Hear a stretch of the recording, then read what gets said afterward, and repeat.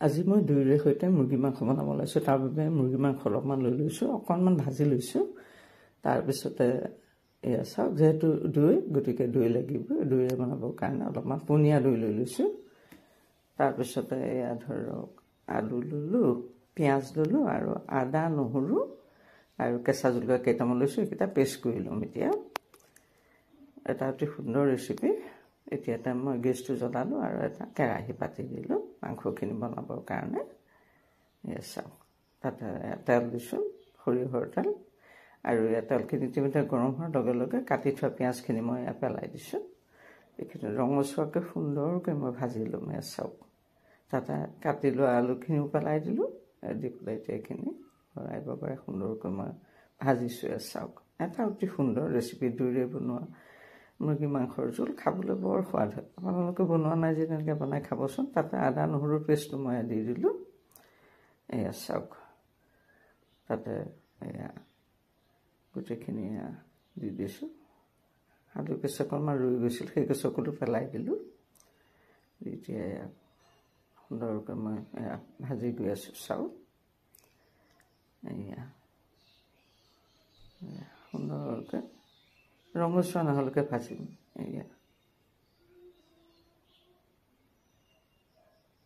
নিমখ দিলোঁ, হালধি অলপ দিলোঁ। সুন্দৰকৈ ভাজিম। আপোনালোক যদি মোৰ চেনেলটোলৈ প্ৰথমবাৰ আহিছে, A to Z tasty kitchen, তেতিয়াহ'লে চেনেলটো ছাবস্ক্ৰাইব কৰি ল'ব, লগতে লাইকছ কমেণ্টছ কৰিব। এয়া চাওক, ভালকৈ ভজাৰ লগত বহুত নিৰ্ভৰ কৰে, মানে তেতিয়াহে সোৱাদটো, আচল সোৱাদটো পোৱা যায়, নহয় জানো? এয়া সুন্দৰ হৈ গৈ আছে। এয়া চাওক, ভাজোতে অলপ সময় লাগিবই, নহয় জানো? ইয়াতে অকণমান জালুকৰ গুড়ি ছটিয়াই দিছোঁ। এয়া চাওক, পুনৰে ভাজি আছোঁ। মাংস যিমানেই নবনাওঁ, জালুক অকণমান দিলেহে আচল আমি সোৱাদটো পোৱা যেন পাওঁ, নহয় জানো? তাতে মাংস ভাজি লোৱা মাংসখিনি পেলাই দিলোঁ। দি পেলাই এইখিনিও সুন্দৰকৈ ভাজি থ'ম। অলপমান মই ভাজিয়ে থৈছিলোঁ, কাটি লগে লগে অকণমান ভাজি থৈছিলোঁ। এতিয়া ইয়াতে পেলাই দিছোঁ কেৱল। দি পেলাই ইয়াৰ লগতে অকণমান ভাজিছোঁ। ইতিমধ্যে এইখিনি সুন্দৰ ফ্ৰাই হৈছে ভজা। চাওক, দেখাতে কেনেকুৱা লোভনীয় হৈ গৈ আছে, নহয় জানো? আপোনালোকে যদি বনাই খোৱা নাই, দৈৰে সৈতে বনাই খাই চাবচোন। এয়া চাওক, ধুনীয়া হৈ গৈ আছে। এতিয়া ইয়াতে মই অকণমান পানী দিছোঁ, যিহেতু পানী সিজিবলৈ লাগিব। পানী নাইকিয়া হৈছে, গতিকে অকণমান পানী দিছোঁ কমকৈ, পহিলাতে সিজিবৰ কাৰণে দিছোঁ। দি এনেধৰণে অকণমান ভাজি লৈ আছোঁ। ইয়াতে অকণমান জলকীয়া গুড়ি দি দিলোঁ। কালাৰটো ভাল হয়, খাবলৈও ভাল হয়, নহয় জানো? জলকীয়া গুড়ি অকণ দিবই লাগে। এয়া চাওক, লৰাই বগৰাই ভাজি আছোঁ বৰ্তমান। এয়া এনেকৈ ভাজি ভাজি অকণমান শুকান হোৱাৰ লগে লগে এতিয়া আকৌ এয়া চাওক, শুকান কৰিবগৈ লাগিব, কাৰণ যিহেতু মাংসখিনি ভালকৈ সিজিব লাগিব, নহয় জানো? গতিকে এয়া চাওক, কালাৰটো কিমান ধুনীয়া হৈ পৰিছে।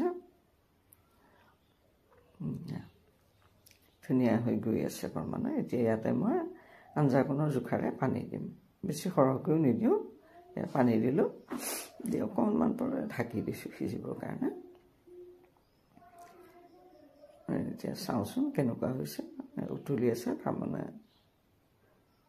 সিজি গৈ আছে ক্ৰমান্বয়ে, নহয় জানো? চাওক, আলুও সিজিব লাগিব, মাংসও সিজিব লাগিব একেলগে।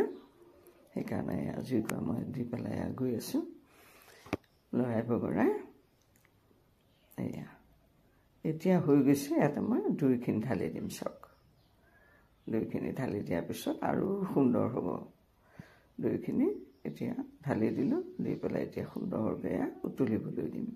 দৈখিনি অকণ পনীয়া হ'ব লাগে, সেইকাৰণে মই অলপ পনীয়া দৈ লৈছোঁ। এয়া পনীয়া দৈ, যিখিনি দৈ ধৰক দৈৰ তলত যিখিনি পানী থাকে, সেই পানীখিনিৰ লগত পানীখিনিও দিছোঁ, লগতে দৈও দিছোঁ। এয়া চাওক, ইতিমধ্যে সেইখিনি সুন্দৰকৈ সিজি গৈছে। হৈ গৈছে এইখিনি এতিয়া মই এইখিনি কাটি ৰাখিম হৈ গ'ল এয়া চাওক কি সুন্দৰ হৈছে দেখিবলৈকে এয়া এটা কাটি পেলাই আপোনালোকক দেখুৱাইছোঁ এটা অতি সুন্দৰ ৰেচিপি আপোনালোকে আকৌ সুন্দৰ ৰেচিপিটো বনাই খাব দেই ভাতৰ লগত খায় ৰুটিৰ লগত খায় এয়া চাওক এটা অতি সুন্দৰ ৰেচিপি গতিকে সুন্দৰ ৰেচিপিটো আপোনালোকে সুন্দৰকৈ বনাই খাব আৰু এটা নতুন ৰেচিপিলৈ আপোনালোকৰ মাজলৈ আহি আছোঁ আৰু ভিডিঅ'টো পহিলাৰ পৰা শেষলৈকে চোৱাৰ বাবে আপোনালোকক এয়া চাওক ইমান ধুনীয়া হৈছে আন্তৰিক ধন্যবাদ জনাইছোঁ